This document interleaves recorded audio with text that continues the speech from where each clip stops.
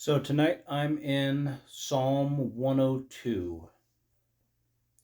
I am reading from the Jehovah's Witness New World Translation. So that will be this will be interesting. First, here's a question: Who translated the New World Translation?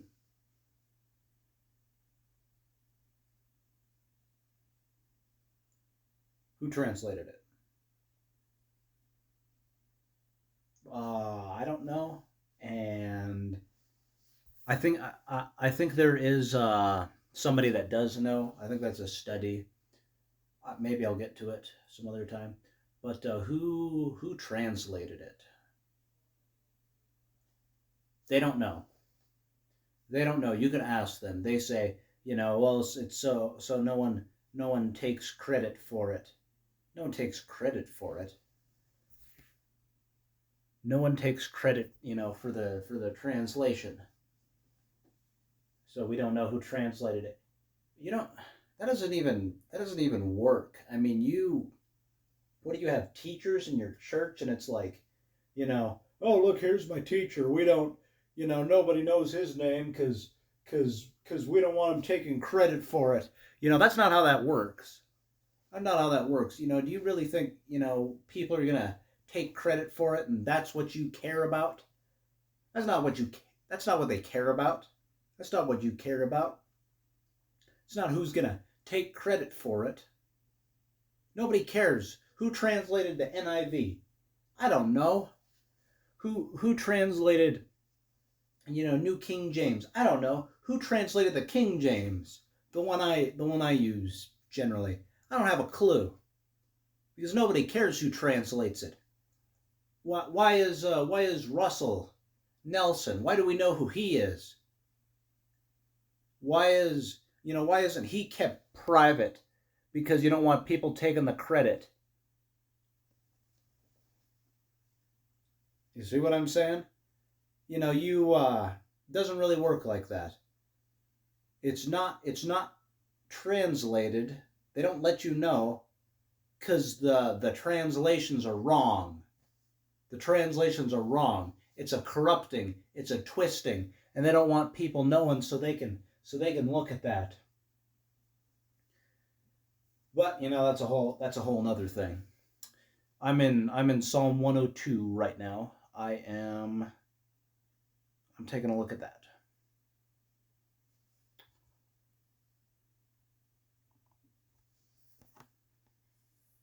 So, but just something to think about. Ask Jehovah's Witness if you want, if it's helpful, who translated their Bible. They don't know. Ask them what they think about that, because it's a little odd. That's it's like, oh, here's a claim. The word isn't God. The word is a God. There's multiple gods, and you know, you're making that claim, and you don't even know who made that claim.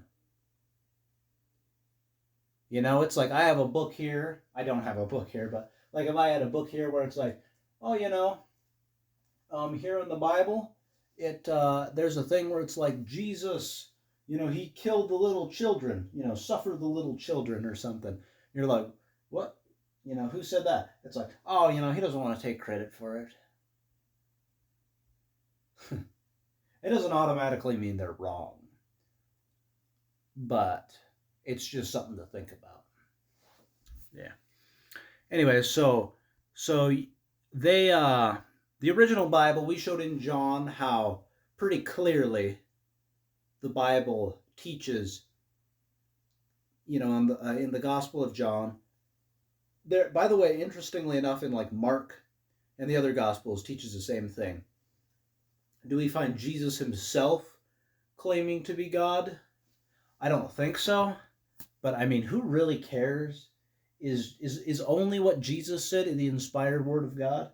Or is everything the inspired word of God? It's everything. But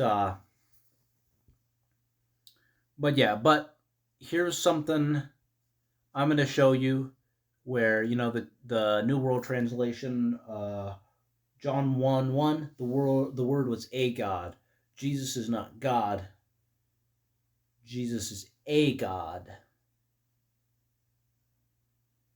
So here's something, and if you're a Jehovah's Witness and you're watching this, same thing. Does the fact that we don't know who translated your book, does that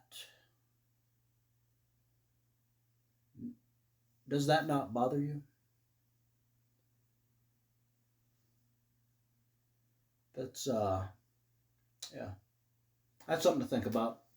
Another video for another time. But yeah, so this is to the Jehovah's Witnesses, to the non-Jehovah's Witnesses. This is for everyone. Probably just to like the Jehovah's Witnesses and the Christians trying to talk to Jehovah's Witnesses. But yeah. Anyways, so Psalm 102. This is the Jehovah's Witness, jw.org, the official deal. Psalm 102.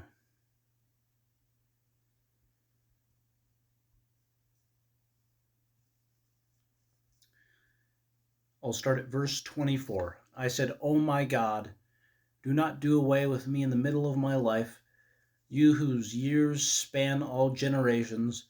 Long ago you laid the foundations of the earth, and the heavens are the work of your hands. They will perish, but you will remain. Just like a garment, they will all wear out. Just like clothing, you will replace them, and they will pass away. But you are the same, and your years will never end. The children of your servants will dwell securely, and their offspring will be firmly established before you." So let me see, where is this?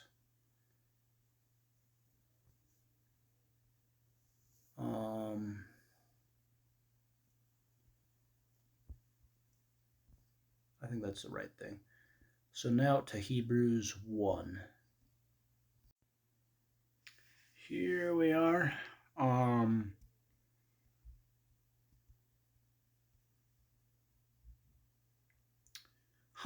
wonder why it like doesn't have the whole chapter. Hebrews 1, 1 through 14. Oh wait. Oh no, it was the first chapter. I thought they split it into parts.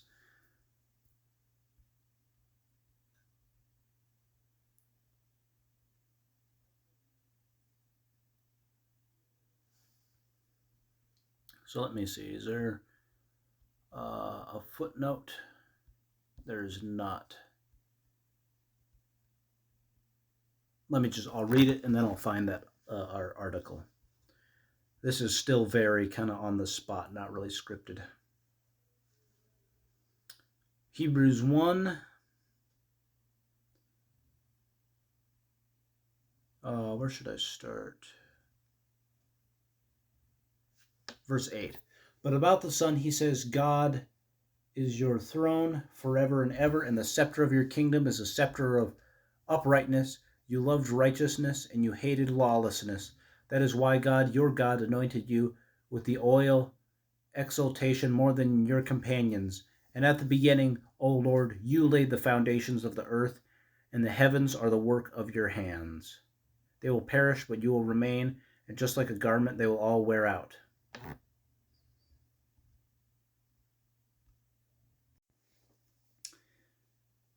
So back here at the, I said, wait, where was it? "Long ago you laid the foundations of the earth, and the heavens are the work of your hands. They will perish, but you will remain, just like a garment. They will wear out, just like clothing. You will replace them, and they will pass away." Verses Hebrews 1. "And at the beginning, O Lord, you laid the foundations of the earth, and the heavens are the work of your hands. They will perish, but you will remain, and just like a garment, they will all wear out, and you will wrap them up just as a cloak, as a garment, and they will be changed. But you are the same, and your years will never come to an end." The last part I didn't quite get in there, but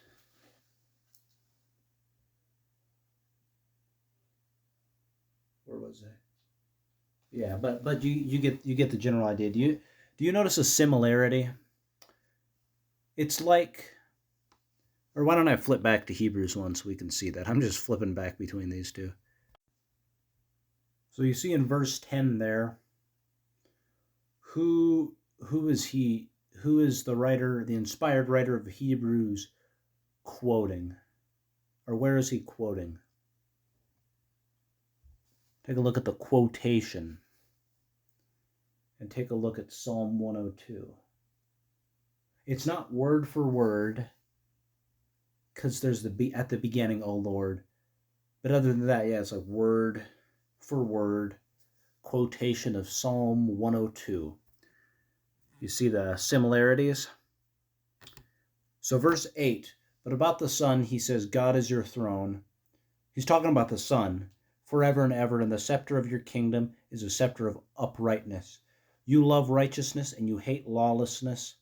That is why God, your God, anoints you with the oil of exaltation more than your companions. And at the beginning, O Lord, speaking about the Son, and at the beginning, O Lord, and he carries on. And he is quoting Psalm 102.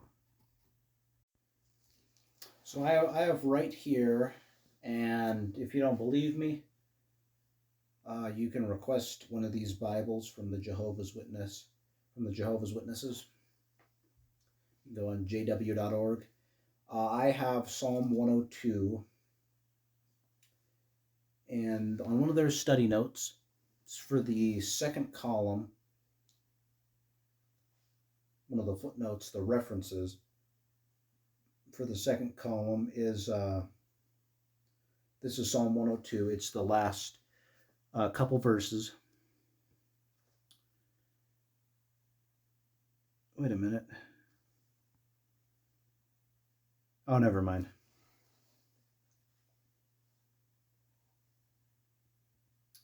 And they say, they have in here Hebrews 1:12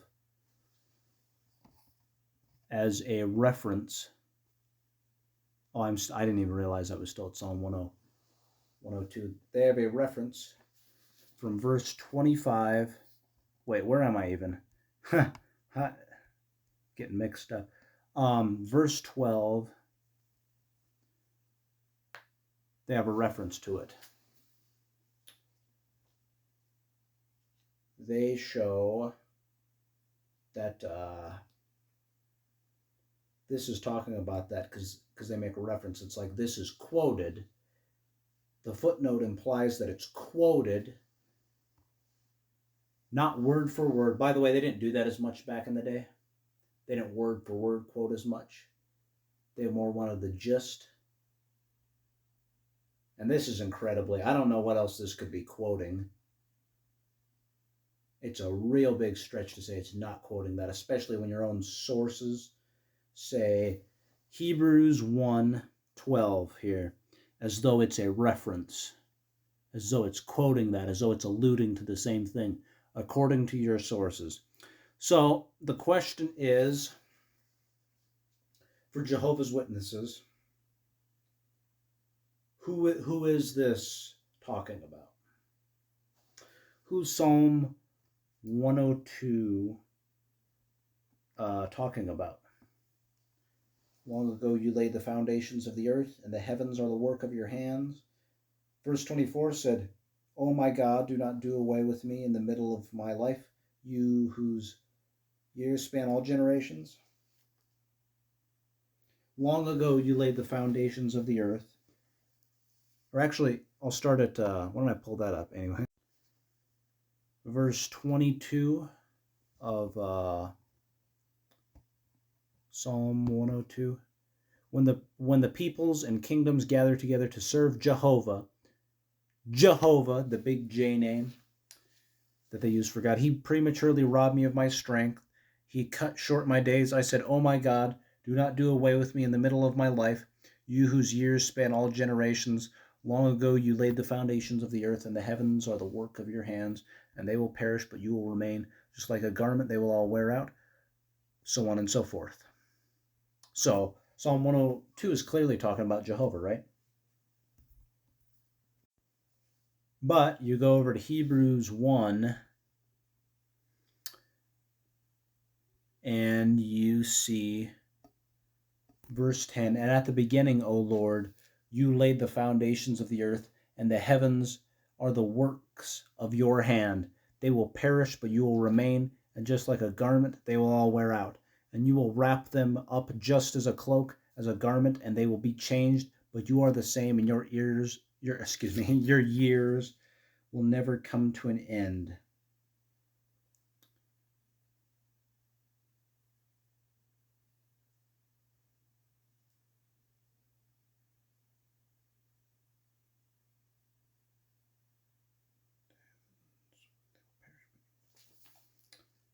Really, really close. According to your source, it's a quote from this. So, who's that talking about? Because Psalm 102 is clearly talking about Jehovah. But you start at verse 8 here. Hebrews 1 is clearly talking about the Son, about Jesus. So the question is, who is it?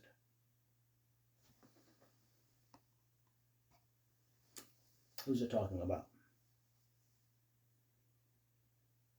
And my answer to that is both. Jesus is God. Jesus is God. Jesus is the Father. The Father is Jesus. They're one and the same. Jesus is Lord. And if I'm wrong, you're welcome to correct me.